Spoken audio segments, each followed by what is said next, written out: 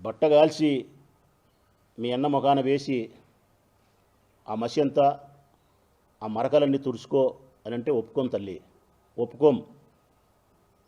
గట్టిగా అడుగుతాం, గట్టిగా ప్రశ్నిస్తాం.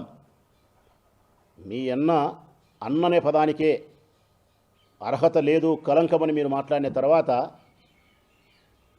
మీ అన్న నీకు చేసిన ద్రోహమేందో, మీ అన్న నీకు చేసిన అన్యాయమేందో చెప్పాలా ప్రజలకు. ఊరిక మా ఆయన దుర్మార్గుడు, మా ఆయన నాకు అన్యాయం చేసినాడు అని ఏంటంటే మాట్లాడిపోయేదానికి కుదరదమ్మా. చెప్పాలా మీ అన్న నీకు అన్యాయం చేసినాడో, నీ పట్ల మీ అన్న చేసిన అన్యాయం ఏందో కూడా నువ్వు స్పష్టంగా ఈ తెలుగు భాష మాట్లాడే 2 రాష్ట్రాల ప్రజలకు చెప్పాల్సిన అవసరం ఉంది.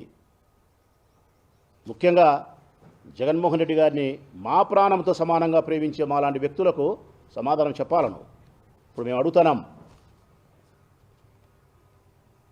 ఏం చేసినాడు తల్లి నీకు అన్యాయం?